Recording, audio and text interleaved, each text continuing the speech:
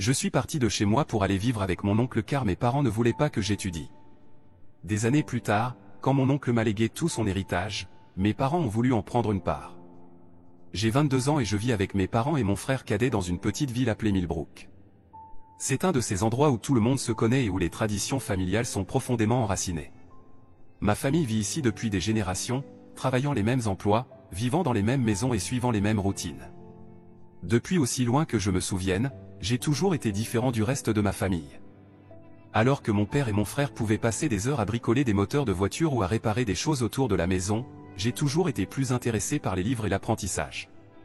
Je me souviens avoir eu 5 ans et supplié ma mère de m'apprendre à lire avant de commencer l'école. Elle trouvait ça mignon au début, mais à mesure que je grandissais, mes parents ont commencé à voir mes intérêts comme un problème. Toute ma vie, j'ai voulu étudier et réussir au-delà des limites de Millbrook, mais mes parents m'ont toujours poussé à travailler à la place. Ils disent que l'éducation est une perte de temps et d'argent et que je dois contribuer aux revenus familiaux comme tout le monde en ville. Les livres ne mettront pas de nourriture sur la table, disait toujours mon père. Il travaille à l'usine sidérurgique locale depuis 30 ans, tout comme son père avant lui. C'est un travail honnête, mais il est aussi éreintant et dangereux. J'ai vu comment cela l'a usé au fil des années, comment ses mains tremblent à cause des vibrations constantes des machines, comment il rentre à la maison couvert de crasse et trop épuisé pour faire autre chose que de s'effondrer devant la télé. Le problème est que je ne suis pas fait pour ce genre de travail. J'ai essayé, croyez-moi. Quand j'avais 16 ans, j'ai passé un été à travailler à l'usine avec mon père. Ce fut un désastre. J'étais lent, maladroit et je faisais constamment des erreurs. Les autres travailleurs se moquaient de moi dans mon dos, me surnommant le professeur parce que je posais toujours des questions au lieu de simplement faire le travail. J'ai essayé d'autres emplois aussi, remplir les rayons du supermarché local, tondre les pelouses et même un passage dans un fast-food à la périphérie de la ville. Mais quoi que je fasse, je finissais toujours épuisé et malheureux. Mes parents ne comprennent pas cela du tout. Ils me grondent constamment, me traitant de paresseux et d'inutile. Mon père dit même que je ne suis pas un vrai homme parce que je ne peux pas supporter le travail dur comme lui. Tu dois t'endurcir, disait-il, la voix rauque de déception. Le monde ne se soucie pas de tes sentiments, il s'agit de faire le travail et de subvenir aux besoins de ta famille. Mon frère cadet, Mike, est le contraire de moi. Il a 19 ans, fort et habile de ses mains, toujours en train d'aider papa avec les réparations autour de la maison. Il a quitté le lycée l'année dernière pour travailler à plein temps à l'usine, et mes parents ne pourraient pas être plus fiers. Il le félicite constamment, ce qui ne fait que me sentir encore pire dans ma peau. J'ai toujours été plus intéressé par les livres et l'apprentissage. Quand j'étais enfant, je me faufilais à la bibliothèque locale et passais des heures à lire. Madame Johnson, la bibliothécaire, me réservait toujours les nouveautés, sachant combien j'aimais apprendre sur différents endroits et idées. Je rêvais d'aller à l'université et de devenir enseignant ou écrivain. J'imaginais vivre dans une grande ville, entouré de musées et de théâtres, et de gens de tous horizons. Mais chaque fois que je mentionnais cela à mes parents, ils riaient ou se mettaient en colère. L'université, c'est pour les riches, disait ma mère. Les gens riches comme nous travaillons avec nos mains, c'est comme ça que ça a toujours été. Il fut un temps où je pensais que ma mère pourrait être une alliée. Elle était autrefois une lectrice vorace, toujours avec un livre de poche glissé dans la poche de son tablier. Mais la vie et le travail l'ont aussi usée, et maintenant, elle passe ses soirées à regarder des émissions de télé-réalité et est trop fatiguée pour même prendre un livre. La semaine dernière, tout a changé lorsque mon grand-père est décédé. C'était le père de mon père et ils ne se parlaient plus depuis des années à cause d'une vieille querelle familiale. Je n'ai jamais su les détails, mais cela avait quelque chose à voir avec le fait que mon grand-père désapprouvait que mon père ait quitté l'école pour travailler à l'usine. Les funérailles furent une affaire sombre, avec la moitié de la ville venue rendre hommage. C'est là que j'ai rencontré mon oncle Jacques pour la première fois. C'est le frère cadet de mon père, et il a quitté la maison quand il avait à peu près mon âge. Il n'avait pas été en contact avec la famille depuis. J'ai entendu mes parents parler de lui avant son arrivée, disant qu'il était une honte qui avait abandonné sa famille. Il pense qu'il est trop bien pour nous maintenant, grommelait mon père, vivant dans la grande ville avec son travail chic. Quand l'oncle Jacques est arrivé, j'ai été choqué. Il n'était rien de ce à quoi je m'attendais. Il portait un costume gris anthracite qui semblait coûteux et il avait une assurance tranquille que je n'avais jamais vue chez personne de Millbrook. Pendant les funérailles, j'ai remarqué qu'il m'observait attentivement, une expression réfléchie sur le visage.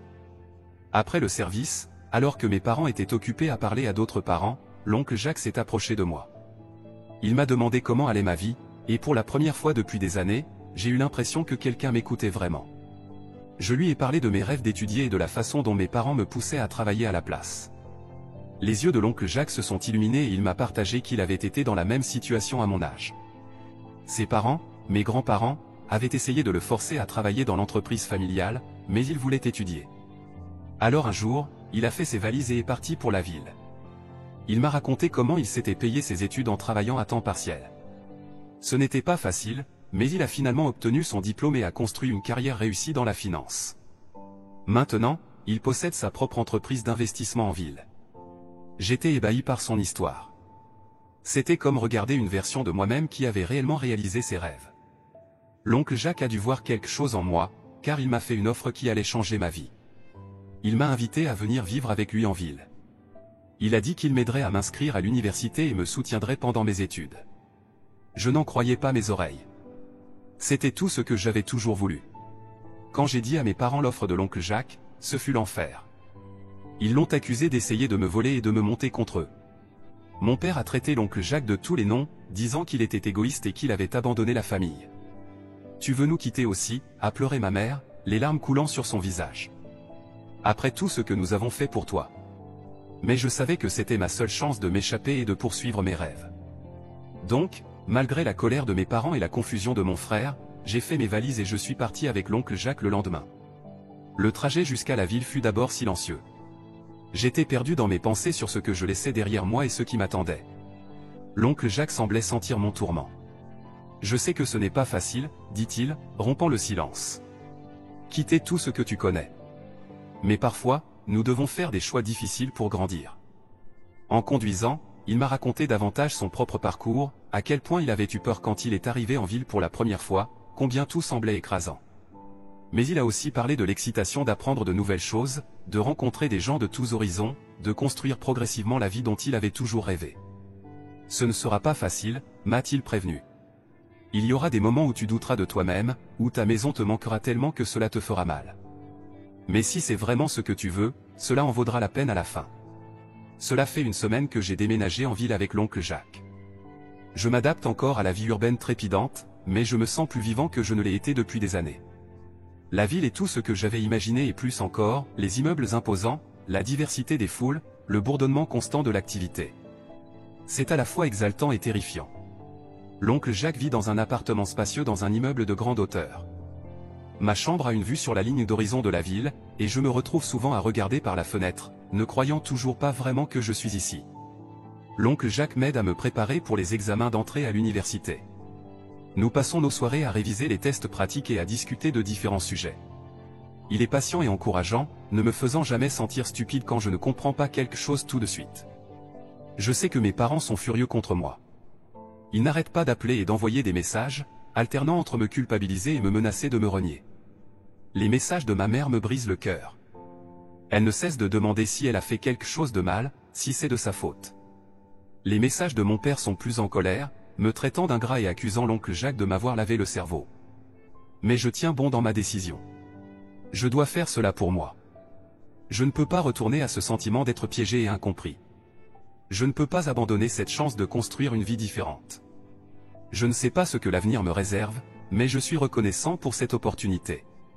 L'oncle Jacques m'a donné une chance de me libérer du cycle des attentes qui m'étouffait chez moi. J'espère qu'un jour, mes parents comprendront pourquoi j'ai dû partir, mais pour l'instant, je me concentre sur la construction de la vie dont j'ai toujours rêvé. Est-ce que j'ai tort d'avoir laissé ma famille derrière moi pour poursuivre mes études? Aurais-je dû rester et essayer de faire fonctionner les choses? J'apprécierais tout conseil ou toute expérience similaire de la part de ceux qui ont été dans cette situation. Mise à jour 1. Cela fait 6 mois que j'ai déménagé en ville avec l'oncle Jacques, et beaucoup de choses ont changé. Je voulais vous donner une mise à jour sur ma situation. Tout d'abord, je tiens à remercier tous ceux qui ont commenté mon post original. Votre soutien et vos encouragements ont beaucoup compté pour moi durant ces premières semaines difficiles loin de chez moi. Vivre avec l'oncle Jacques a été une expérience révélatrice. Il est devenu plus qu'un oncle pour moi, il est un mentor et un ami. Chaque jour, j'apprends quelque chose de nouveau de lui, non seulement sur les études, mais aussi sur la vie en général. Avec l'aide de l'oncle Jacques, j'ai réussi à m'inscrire dans un collège communautaire local. Je prends des cours d'éducation générale pendant que je réfléchis à ce que je veux choisir comme spécialité. Les cours sont difficiles, mais j'adore chaque minute. C'est incroyable à quel point l'apprentissage est différent quand on le fait parce qu'on en a envie et non parce qu'on y est forcé. Mon cours préféré jusqu'à présent est l'introduction à la philosophie. Le professeur, le docteur Martinez, est une femme énergique qui nous fait remettre en question tout ce que nous pensons savoir sur le monde. C'est tellement différent de l'apprentissage par cœur auquel j'étais habitué au lycée. Nous avons des débats en classe, et pour la première fois de ma vie, j'ai l'impression que mes opinions sont valorisées. L'oncle Jacques a été incroyablement soutenant. Il m'aide avec mes études, m'apprend à gérer mon temps et mon argent, et même à me présenter à ses collègues dans divers domaines pour me donner une idée des différentes carrières possibles. Une chose qui m'a surpris chez l'oncle Jacques, c'est qu'il n'a jamais été marié. Il m'a parlé de ses relations passées et comment son dévouement à sa carrière a souvent fait obstacle. Cela m'a beaucoup fait réfléchir à l'équilibre entre vie professionnelle et vie privée et à ce que je veux pour mon propre avenir. L'oncle Jacques a partagé une histoire particulièrement poignante sur une femme nommée Sarah qu'il a fréquentée dans la trentaine. Ils sont restés ensemble pendant 3 ans et ont même parlé de mariage, mais à la fin, Sarah a estimé que Jacques était plus engagé dans son travail que dans leur relation.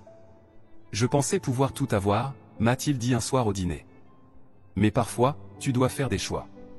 J'ai choisi ma carrière, et bien que je ne le regrette pas, je me demande parfois ce qu'aurait été l'autre chemin. Quant à ma famille restée à la maison, les choses sont toujours tendues. Mes parents ont cessé d'appeler tous les jours, mais ils me contactent encore occasionnellement. Les conversations sont toujours tendues.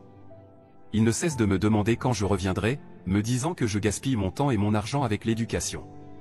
Ma mère essaie de me culpabiliser en parlant de combien je leur manque, combien la maison semble vide sans moi. Mon père, quant à lui, alterne entre colère et mépris. « Quand tu auras fini de jouer à l'étudiant, a-t-il dit lors de notre dernier appel, ton travail à l'usine t'attendra. » Mon frère cadet, Mike, a été étonnamment soutenant. Nous nous envoyons des messages régulièrement, et il semble vraiment intéressé par ma nouvelle vie. Il a même mentionné qu'il envisageait de suivre des cours du soir à l'école technique locale, ce qui est un grand pas pour lui. Il y a eu des moments où j'ai douté de ma décision. La vie en ville peut parfois être accablante, et il y a des jours où ma maison me manque. Le bruit constant, les foules, le rythme rapide de tout cela peut être beaucoup à gérer. Les choses simples me manquent aussi, l'odeur des pains, le chant des grillons la nuit, le sourire de Madame Johnson lorsque je prenais un nouveau livre à la bibliothèque. Il y a des jours où la nostalgie me frappe fort, et je me demande si j'ai fait une erreur. Mais ensuite, je me rappelle combien j'étais misérable là-bas, combien je me sentais piégé, et je sais que j'ai fait le bon choix.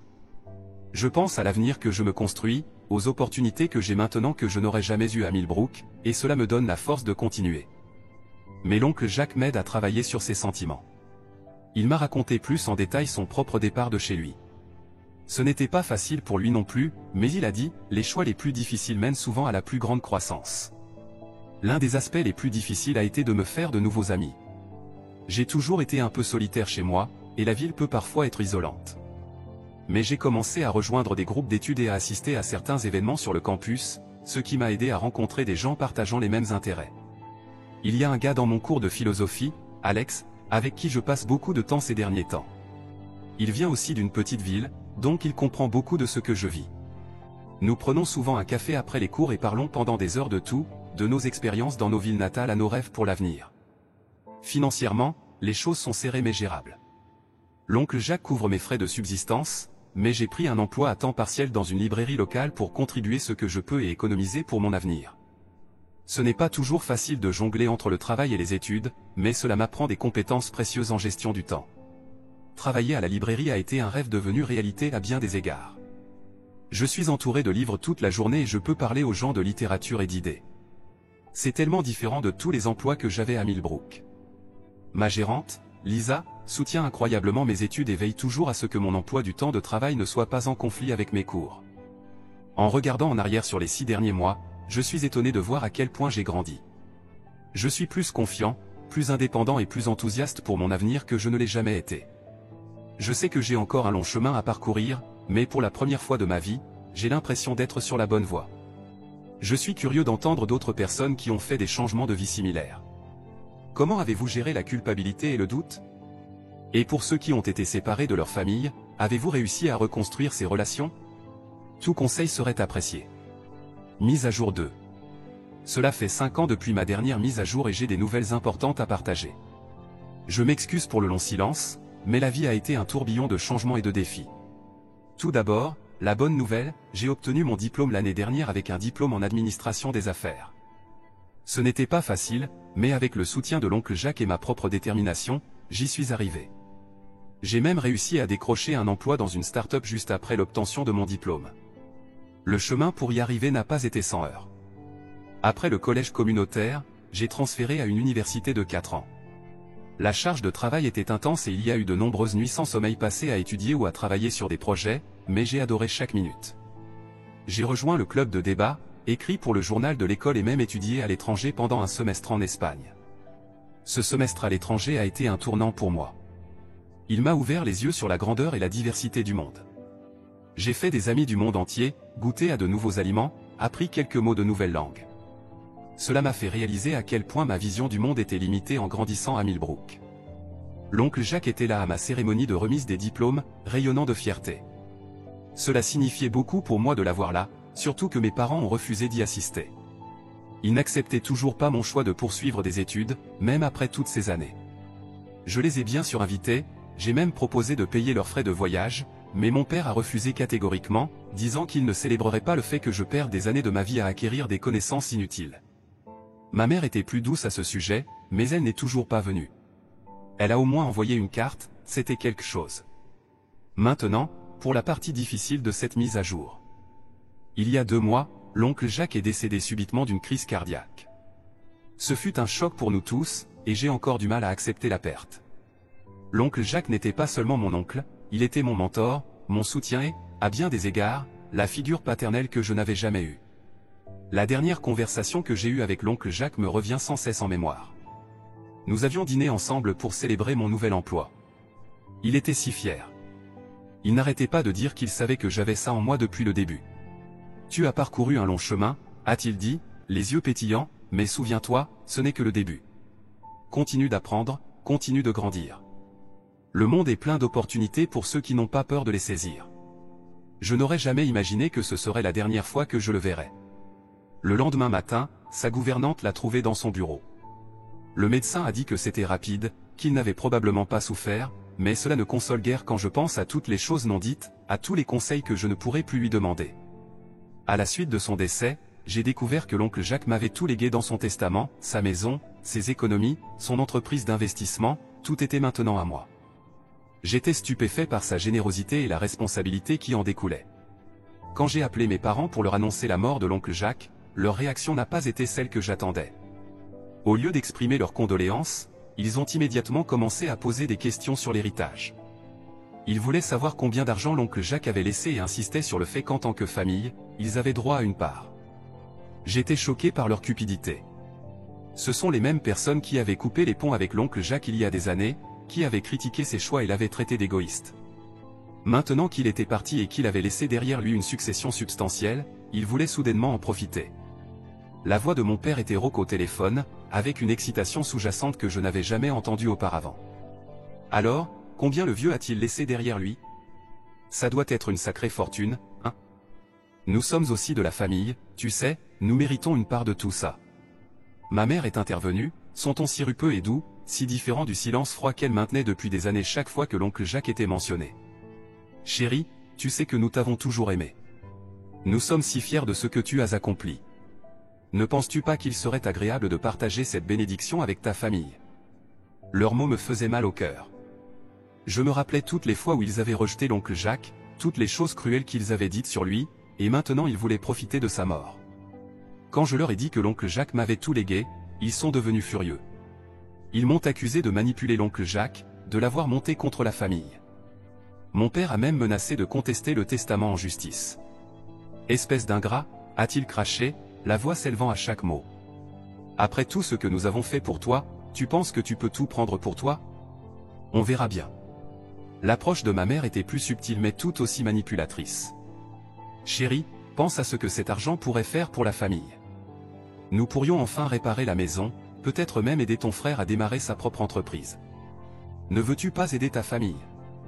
Leur réaction m'a fait réaliser que rien n'avait changé. Ils étaient toujours les mêmes personnes qui avaient essayé de me forcer à mener une vie que je ne voulais pas, qui avaient rabaissé mes rêves et mes ambitions, et maintenant ils essayaient de profiter de la générosité de l'oncle Jacques. J'ai pris une décision difficile à ce moment-là.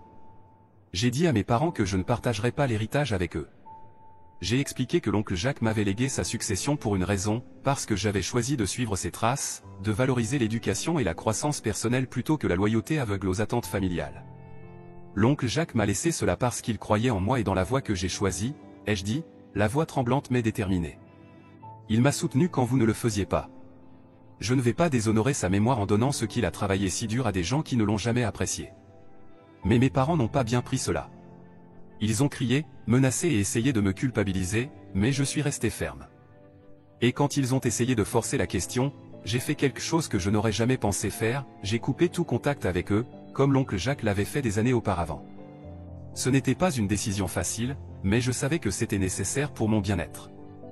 Je ne pouvais pas continuer à essayer de plaire à des gens qui ne comprendraient jamais ni ne soutiendraient mes choix. Les semaines qui ont suivi cette décision ont été difficiles. Je me suis constamment remis en question. Est-ce que j'étais trop dur? Aurais-je dû essayer plus fort de les faire comprendre? Mais chaque fois que je me rappelais leur réaction cupide, leur tentative de me manipuler, je savais que j'avais pris la bonne décision. Donc, me voilà maintenant à un nouveau tournant de ma vie. Je pleure la perte de l'oncle Jacques tout en essayant de gérer la responsabilité qu'il m'a laissée. J'apprends à diriger son entreprise d'investissement avec l'aide de ses employés de longue date, et je suis déterminé à honorer son héritage. C'est parfois accablant. Il y a tellement à apprendre sur la finance et la gestion d'entreprise, mais je me surprends souvent à penser à l'oncle Jacques, à imaginer quels conseils il me donnerait. Prends-le un jour à la fois, je l'entends presque dire. Tu es plus intelligent que tu ne le penses. Fais-toi confiance. J'ai aussi beaucoup réfléchi à ce que je veux faire avec cette richesse inattendue. L'oncle Jacques a toujours insisté sur l'importance de redonner, d'utiliser son succès pour aider les autres. Je pense à créer un fonds de bourse pour les enfants de petites villes comme Millbrook qui veulent poursuivre des études supérieures mais qui manquent de moyens. Quant à ma famille, je ne sais pas si nous nous réconcilierons un jour. Une partie de moi espère qu'un jour ils comprendront pourquoi j'ai fait les choix que j'ai faits, mais pour l'instant, je dois me concentrer sur la construction de la vie que l'oncle Jacques m'a aidé à commencer. Mon frère Mike me contacte encore de temps en temps. Il semble déchiré entre la loyauté envers nos parents et la compréhension de ma position. J'espère qu'avec le temps, il tracera aussi son propre chemin. Je partage cette mise à jour parce que je sais que beaucoup d'entre vous ont été dans des situations similaires avec des problèmes de famille et d'héritage. Comment avez-vous géré cela? Avez-vous déjà regretté d'avoir coupé les ponts avec votre famille à cause de l'argent? Tout conseil serait apprécié alors que je navigue dans ce nouveau chapitre de ma vie. La vie est pleine de tournants inattendus, et je n'aurais jamais imaginé me retrouver dans cette position.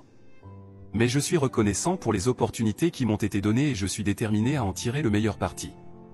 L'oncle Jacques croyait en moi, et je ne le laisserai pas tomber.